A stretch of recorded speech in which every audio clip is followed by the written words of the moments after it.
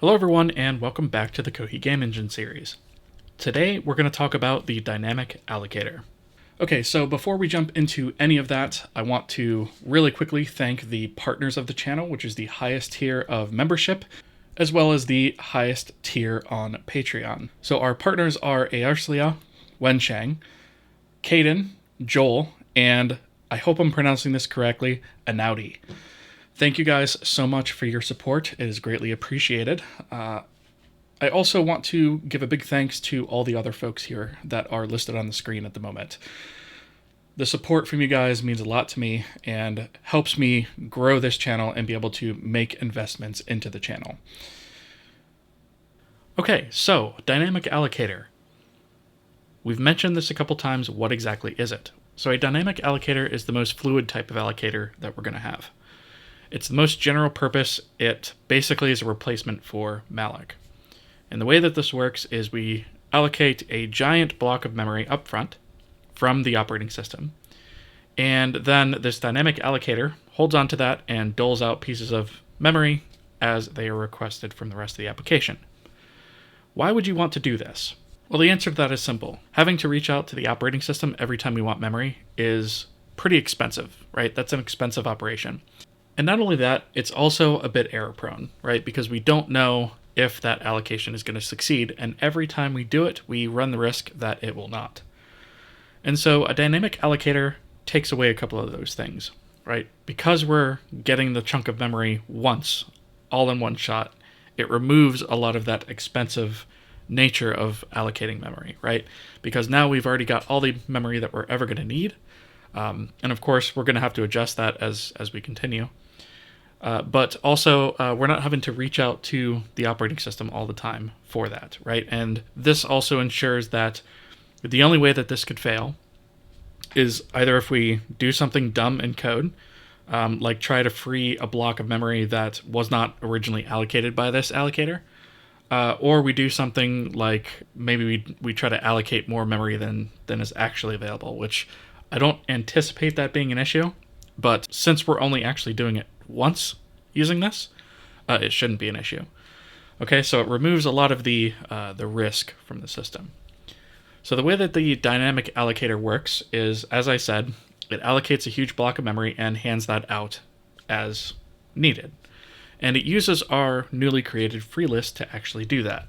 So if you recall, the free list maintains free blocks of memory, and this allocator will use that to track what sections of its massive block of memory have actually been allocated out and what are still free.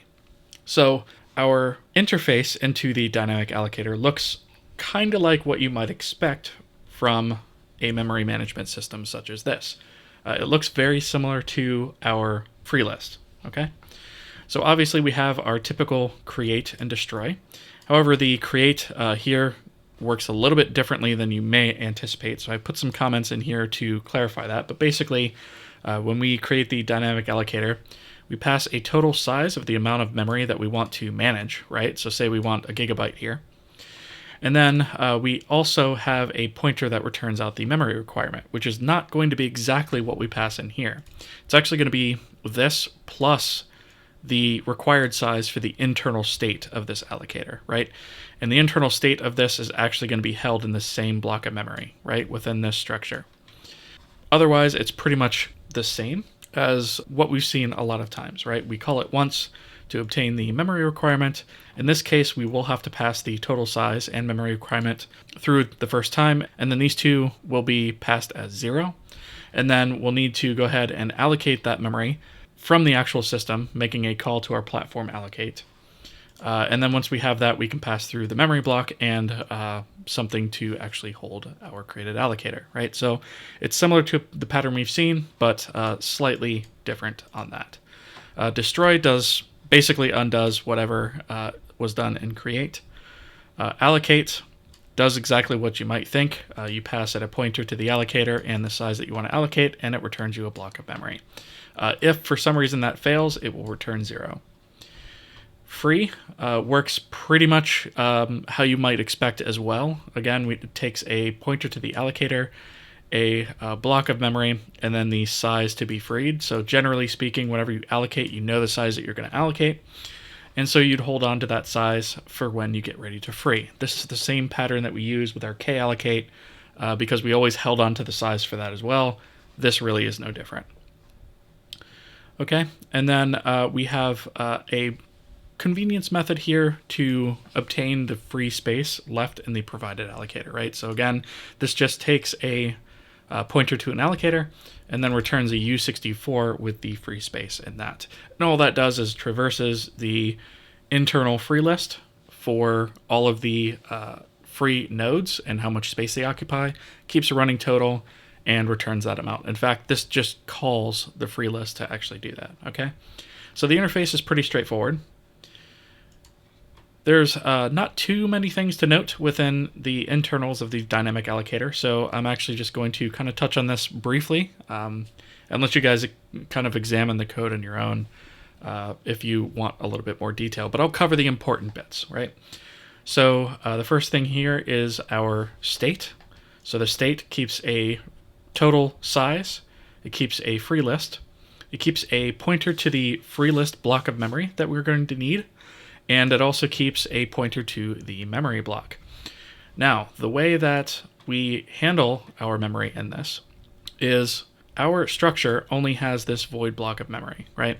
And so this memory is actually, in its first bytes, is going to contain the state, and then the rest of it is going to contain this total size block of memory for that state to actually reference and use when allocating and freeing memory, okay? And so our memory requirement calculation is a little bit different. We do some sanity checking here. We go ahead and create our free list as we might expect. This gets our free list requirement, so we know how much memory to actually obtain for that. And then our memory requirement is the free list requirement plus the size of our state, right? So that's how we hold that. And then plus the total size of the memory that we actually want to allocate, right? So when we actually reach out to the OS to perform our allocation, that is what is going to be the amount of memory that we're going to need, okay? All right, obviously if we're only returning the, or obtaining the requirement, we boot out, and then the rest of this stuff pretty much acts like you might expect, right? So I've made some notes here in our memory layout. So we first have our state, then we have our free list block, then we have our memory block. And I perform some pointer arithmetic here to actually assign those pointers, right? The first thing we do is we assign the memory block to the memory that is passed in to our allocator memory. So that's the entire block of memory. We go ahead and we basically perform a cold cast of that memory to the state, right? Because the state is the very first thing in that block of memory. This cast is actually safe for us to go ahead and do because we can go ahead and just treat that as the state, and we'll just be looking at that portion of memory. We set the state's total size, the free list block, to the address of the memory plus the size of dynamic allocator state, right? So that is how we move past this state and we get to the free list block. And then the memory block basically does the same thing, right? So it starts at the free list block, which is here, and moves forward by the free list requirement, which gets us to our memory block, okay? Then we go ahead and create the free list. We zero out all of the memory in our state memory block only, mind you, not the total block of memory, only the memory block, right? So we go ahead and zero that out, and then we return true, and that's really all there is to it, right? The destroy, all that really does is destroys the free list, which I suppose we don't even really have to do technically, but just to be thorough, I'm going ahead and doing it. And then it zeroes out the entire memory block and then sets the total size and memory to 0 and returns true. If for some reason we do not pass an allocator here, that is the only reason that this could potentially fail. So when we go to allocate, we first go ahead and cold cast the allocator memory to our state pointer. We obtain the offset by calling free list allocate block, and that goes ahead and takes the address of the list, the size that we want to allocate, and the address of the offset, and sets that offset. And then in order to get the block of memory that we need to return, we do some pointer arithmetic. So we take our state memory block and simply add the offset, because this is the offset in bytes. We add it to it and then cast that to a void pointer, and bam, we have our block of memory that's allocated. Then we just return it. Okay? If for some reason this allocation fails for whatever reason, we actually go ahead and print out some helper stuff here. So first off, we go ahead and we say, hey, there's been an error. There are no blocks of memory large enough to allocate from. And then we go ahead and we figure out how much is available left over the entire allocator. And eventually, again, I have a to-do to report fragmentation in here. So this is actually something that should be added to the free list in terms of fragmentation reporting, but it's not something that I've added, so I've put a to-do here so that we can go back to it. Okay. If for some reason we're trying to allocate a 0 size, or we don't pass an allocator, that's rubbish. We can't do anything with it. We go ahead and we return 0, right? So this only returns 0 if we have a false result. Otherwise, if we have a success, we return a block of memory. Okay. Free works pretty much like you might expect, except it does a little bit of sanity checking to keep you from shooting yourself in the foot. I may wind up blocking this off in debug blocks later, but for now I'm going to leave it. So it basically checks to make sure you have an allocator and a block first. This should probably also check size, right? So, or not size, I missed that, right? So this should be non-zero. Okay, so after we obtain our state, we go ahead and perform another sanity check here, right? So if the block, or the address of the block, is less than the memory block, meaning less than the beginning, or it comes before the memory block, or it comes after the end of the memory block. In other words, if the address is outside the range of what this allocator actually has, then we actually know that that's rubbish, and we should not be doing anything with this, right? So what we've done here is we just take a pointer to the end of the block so that we know what the address is, and then we spit out an error message saying, hey, we're trying to free a block that is outside the allocator range, and we put what the %p here gives us the address of that, and we put what the address that we're trying to free is, and then what the allocator range is, right? So if we see that, we go ahead and print that out and return false. Another thing is we go ahead and calculate the offset. This is just by taking the block's address and subtracting from it the beginning of the block, right? That gives us the offset in bytes. And we then can use that in our free list free block, passing that through to free the block of memory. Of course, if that fails, we bleat about it and return false. Otherwise, we return true. And our allocator free space just calls our free list free space. And that is it for the dynamic allocator. It's actually really straightforward. Most of the heavy lifting is actually done by the free list itself. Okay, great. So the other thing that I have added in here really quickly is I've gone ahead and added some tests for this, right? So there's dynamic allocator tests, and I will leave it to you guys to go ahead and review these. These basically just perform some basic tests against the allocator. Eventually, we should probably exercise this a little bit more, but this covers the big cases. So we've got some tests in there for that. Okay, so one other relevant change, and I'm actually going to pull in a diff here into my private version of this repo to go over that change, right? So we actually went into the free list and we changed all the U32s to be U64s, because generally when you're dealing with sizes and memory addresses, you want to use 64-bit unsigned integers to deal with that. So we've converted all of that to that. That way we don't potentially have an overflow with invalid addresses or something like that. Okay? So all the changes in this file are just reflective of that, right? It looks like a lot of changes, but really all it is we are changing the U32 to U64. Okay? The other change is we actually added a little bit of a check here to fix a potential issue, right? So this looks like a massive change. This actually isn't a huge change. It just, this has all been shifted in, right? So what we have right here is a check to make sure that the node actually exists, right? So what we're doing is we're checking to see if the entire thing has actually been allocated. This is that edge case that I said in the last video that we may come back and cover later. This is covering that case, right? So if we allocate the whole thing in one shot, then that means that we don't technically have a node. And in that case, we go ahead and obtain a free node that's for the whole thing, right? So in this case, if we attempt to free an allocation that was the entire block of memory, then we're going to create a new node that is the entire block of memory, right? So this covers that corner case.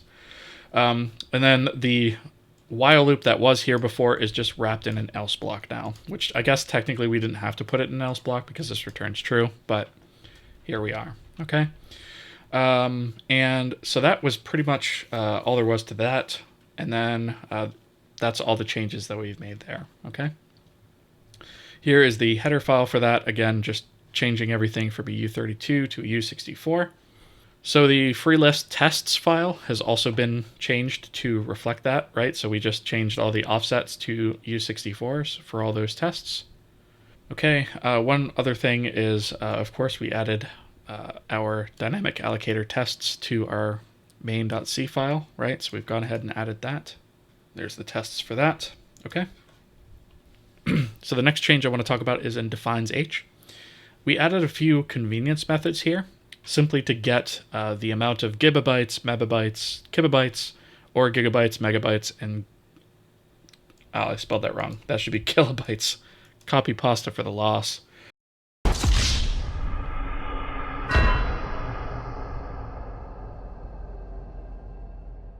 This will be fixed before I check it in. Whoopsie. Anyway, the only one that's actually being used right now is this one. So what this does is it takes the amount and multiplies it, in this case, by 1024 3 times. And what this does is it gives us this amount in gigabytes of bytes, right? So we do the same thing for gigabytes, megabytes, and kilobytes, right? And those are the 1024 variants. And then we have the gigabytes, megabytes, and kilobytes down here that are the 1000 variants of these, right? So whichever one you want, you can go ahead and use that. And those are some convenience methods for that, okay? So that is that.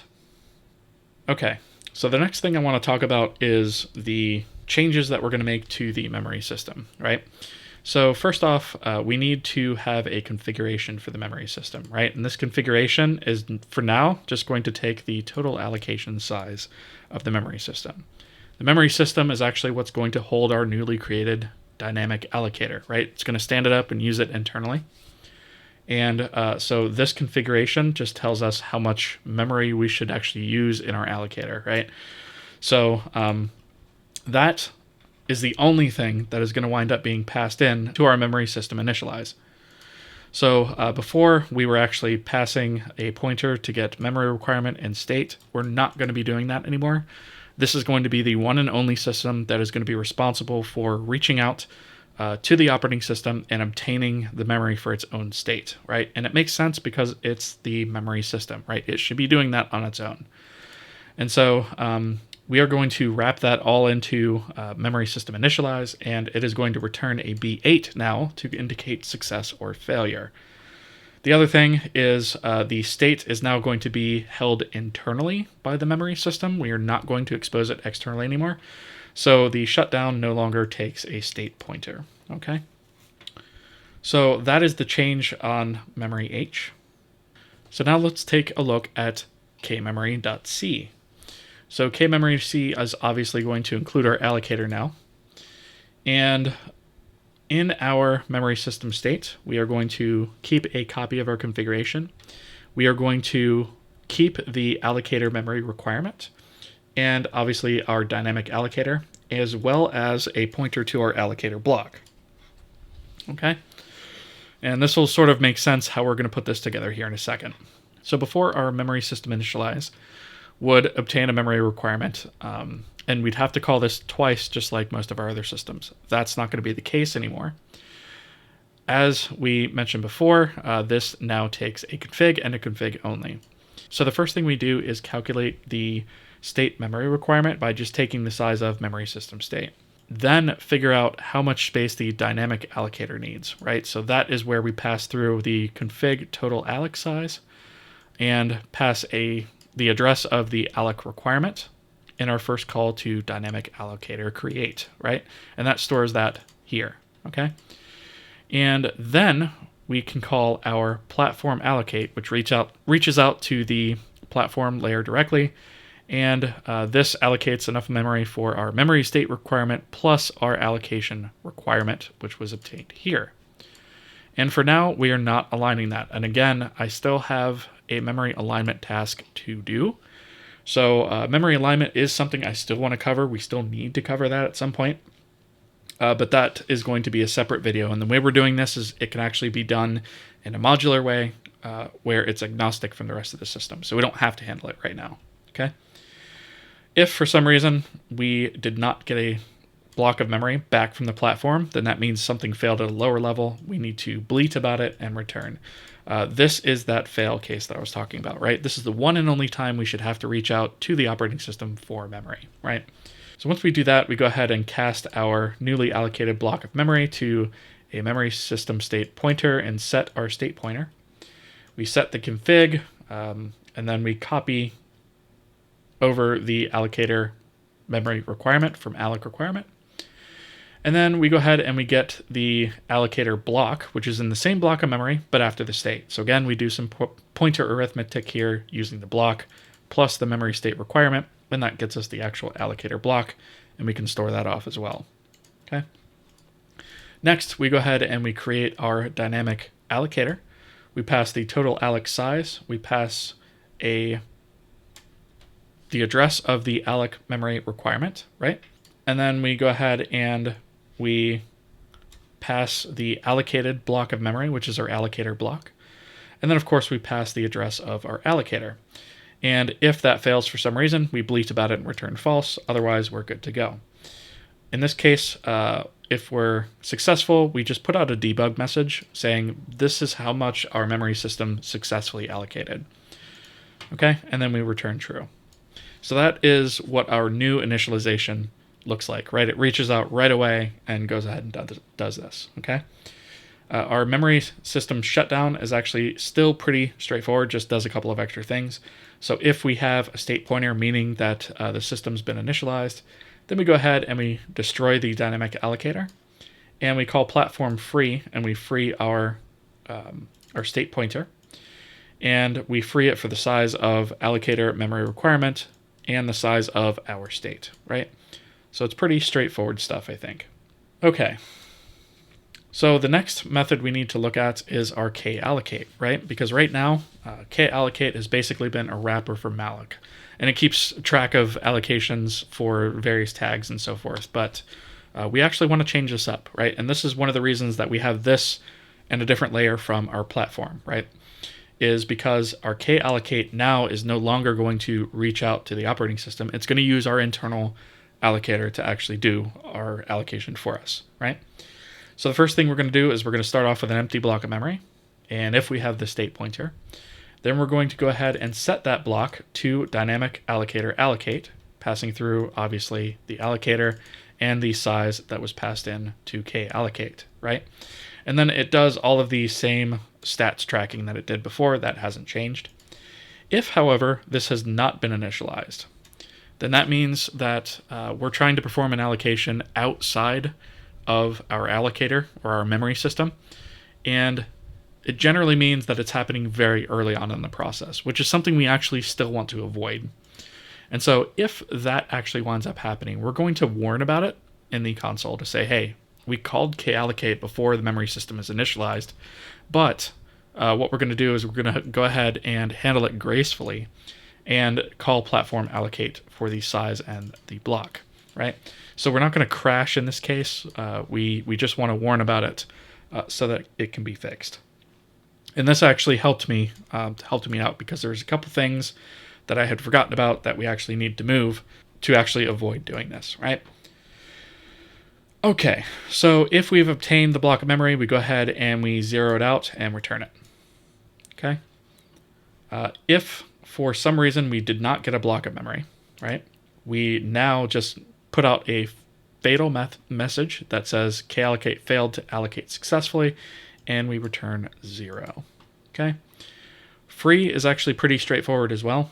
So free used to call this platform free right here. We no longer do that. We instead call our allocator free, right? And we take the result and we just take a look at that. And if for some reason it failed, we actually try to handle this gracefully as well. Because one of the reasons that we can possibly fail this is if the block of memory falls outside the allocator's range. So at that point, we attempt to call platform free. Now, granted, this is potentially a dangerous operation, and it can cause a crash, right?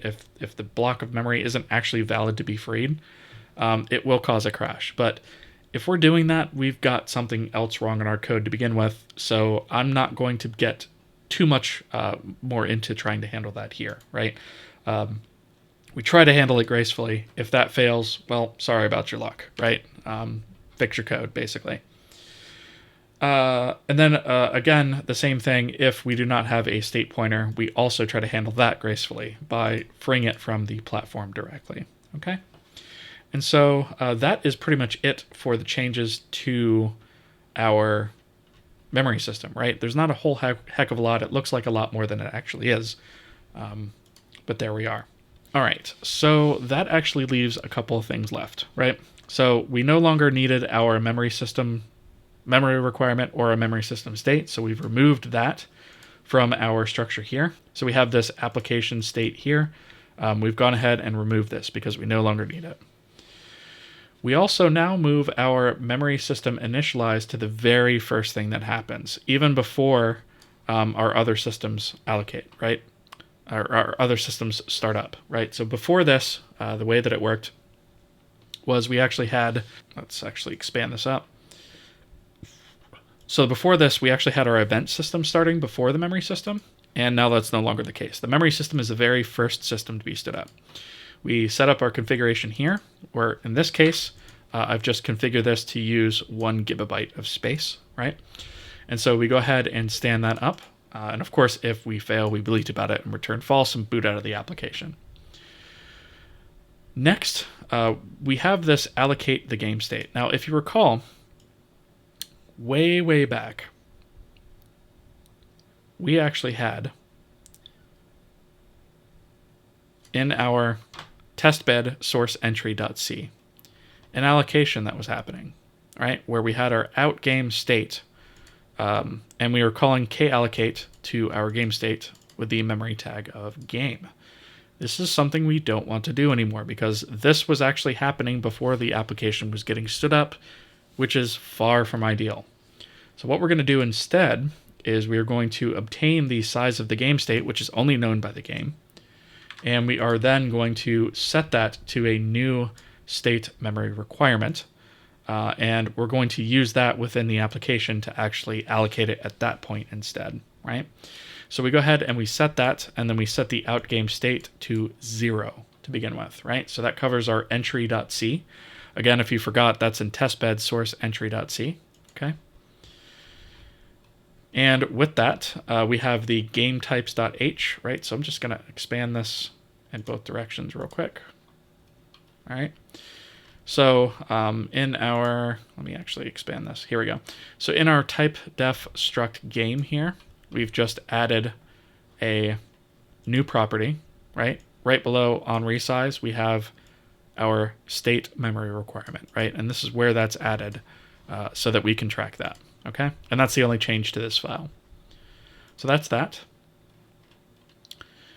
And the rest of our changes are actually in the application, right? So we've already gone through our state here.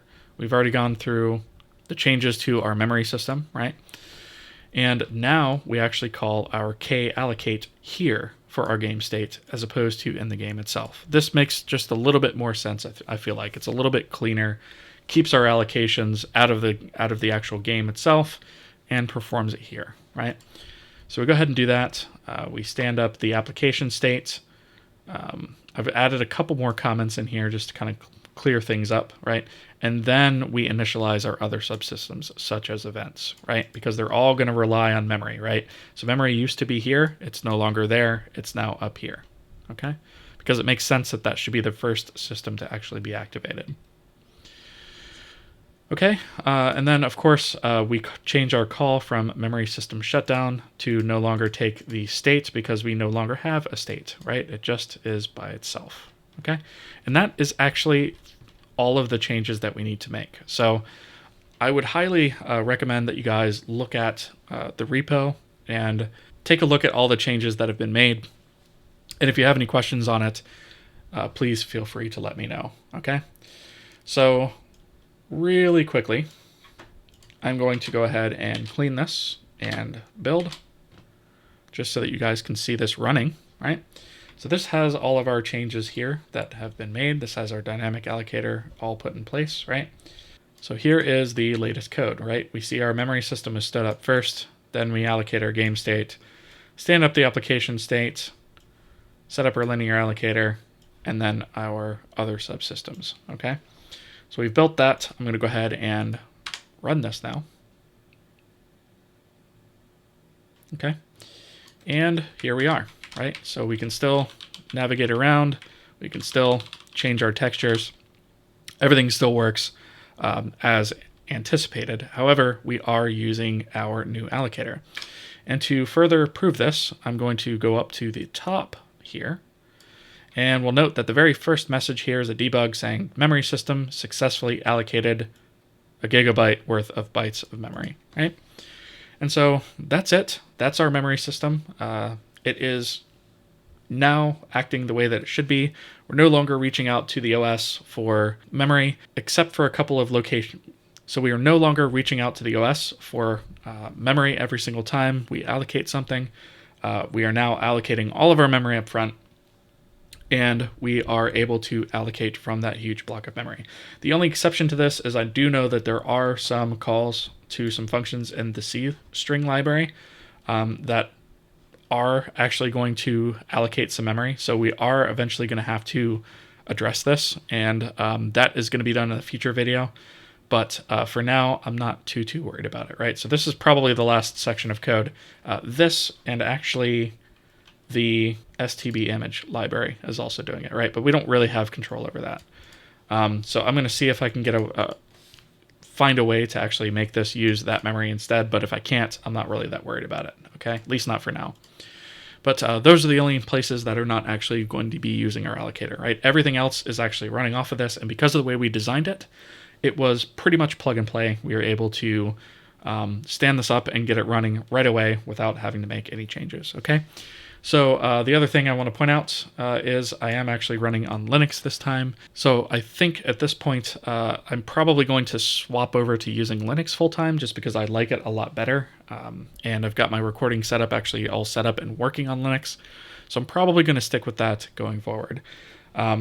I'll switch back to Windows for relevant portions of the series, but at least for now, I think I'm going to stick to using Linux, okay? So with all that said, thank you guys so much for watching. Please toss the video a thumbs up. The likes and subscriptions mean a lot to me. If you haven't already, consider subscribing. Click the little bell notification icon there so that you get notified as to when new videos in this or other series drops. And I will see you guys next time.